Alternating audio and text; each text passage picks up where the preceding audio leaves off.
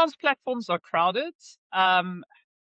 Algorithms are unpredictable. One of the trends that we've seen is that clients seem to be playing it safe.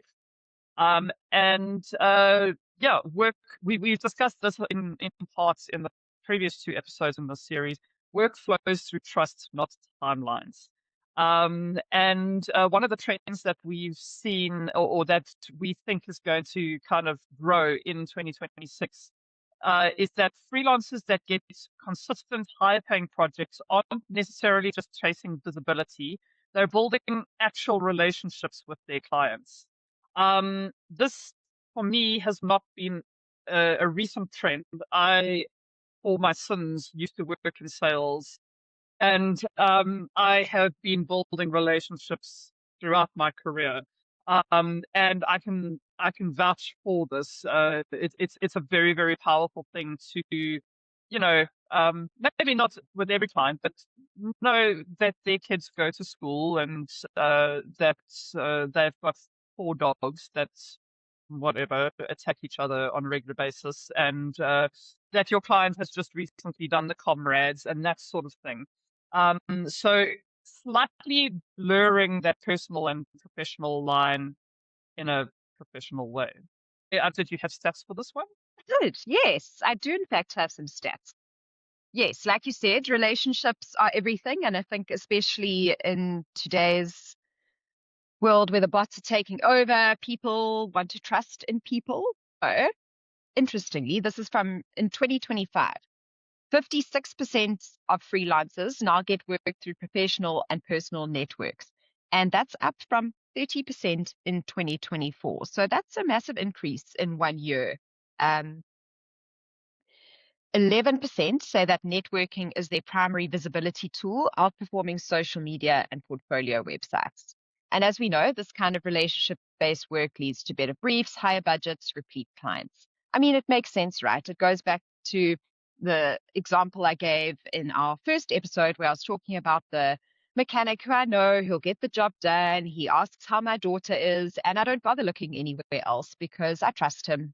So, maybe he could be completely overcharging me and I have no clue, but I'm not looking anywhere else because I trust him. So, the same applies to your freelance career.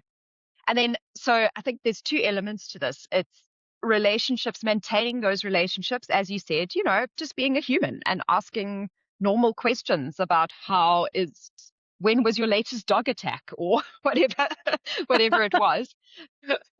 So being a human, but then also the way to find clients is 100%. I mean, for my business, I think almost exclusively 100% through networks.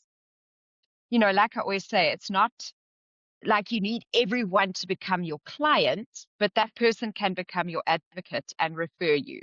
So if people know what you do, those in your network, and those, as we discussed, those are the best kind of leads ever. You don't even have to have like a pitch or a sales call. If someone says, oh, hey, my friend or my colleague Megan can help you with that, they're like, sweet, sign me up. You don't even need to go, you don't even need to convince them. It comes with such a massive stamp of approval. So for me, I have tried a bit of cold outreach. And when I say tried, I mean, kind of. I think my volumes were too small. That's a volumes game. I don't have time to chase volume.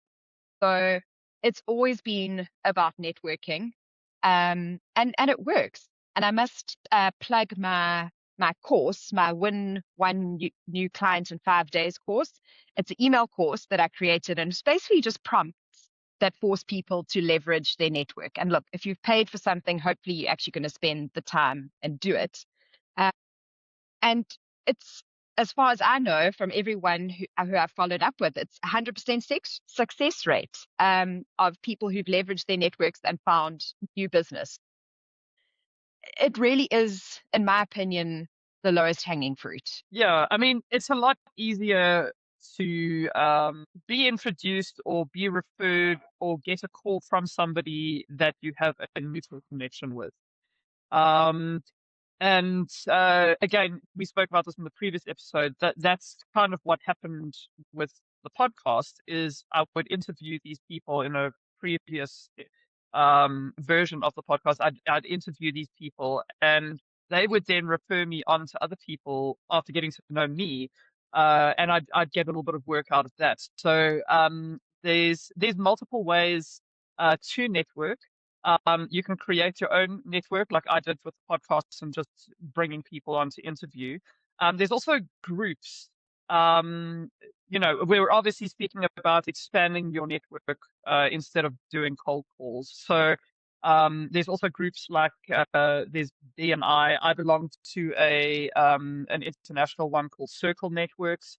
And I'm getting a lot of exposure in Europe and the UK through this particular network, which is cool. And no specific work coming from the people that I'm meeting in the meetings, but they refer you on to other people, like Shea said. Do you belong to any actual networking groups, Shea? No, because I did attend BNI just as a guest, but it's not really I'm not looking for local business. I'm looking for more international business. So yeah, so BNI wasn't really appropriate for me, but definitely worth checking out if you are someone who's looking for local business. So no, not officially. Nothing that I pay for. I'm actually going tomorrow to some it's a new leadership. I don't really know. I'm finding out tomorrow. So I'll let you know how that goes. Um, Again, even if that's a bit more personal development than it is networking, it's still expanding that list. But one Mm. resource that's been huge for me is fellow freelancers. So, and I think by what we do in this, and we reach fellow freelancers through the book.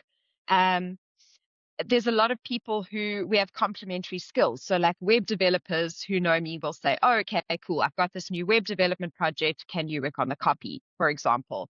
So I think also that's a wonderful network to nurture. Also, if someone's too busy for something and they say, oh, I don't have time, can you speak to Shea? Or, I know Yeah, for you with your tech specialization, if I see any tech work coming up, I'll pass them on to you. So I think that's a huge network that often goes untapped, is seeing, and not even just complementary, but people who are doing the exact same thing as you are, because sometimes they need a little help or they're oversubscribed or it's not quite for them. So I think fellow yeah. freelancers is a huge one. I think what we as people also tend to do is look at the market as like a scarcity, sort of a scarcity mindset. Hmm. And so like for us, every other freelance writer is a threat to potential business for me. But I think that that's very short-sighted, because by creating a network of other freelancers, I know that, for example, I'm not the best editor. I've got a freelancing friend who does amazing editing. And so if you want a really, really good piece that is kind of really polished, it's best to hire the two of us together. I do the idea generation and delivery, and then she makes sure that uh, all right, so in our next episode, we're going to be speaking about authenticity beating polished marketing. And what's just happened here is case in point for that, because Shea disappeared offline, and then I lost my train of thought. So that is forever lost to the sands of time. But we're obviously speaking about building relationships. Yeah. How do you build relationships with existing clients? Because I've gone the old school route. I try and do, at least with the local clients, I try and do an office day once a month. I have visited some international clients in their offices, which is the return on investment. You have to make sure that there's going to be a return on investment, because that's obviously a very costly exercise. But I do like old school weird things, like from the beginning of my career, where I let me actually show you. I've got mugs and t-shirts and shit that I hand out.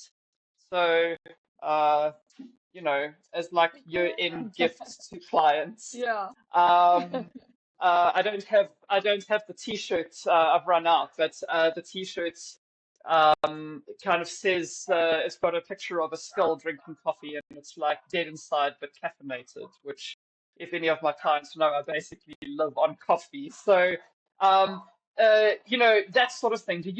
What do you do to like make sure that you're always top of mind, build that relationship, uh, just jot their memory that you actually exist? So I'm certainly not as proactive as you are. I love all of that. And maybe it's something I should think about more. I just send my Christmas card at the end of the year, my sad digital Christmas card.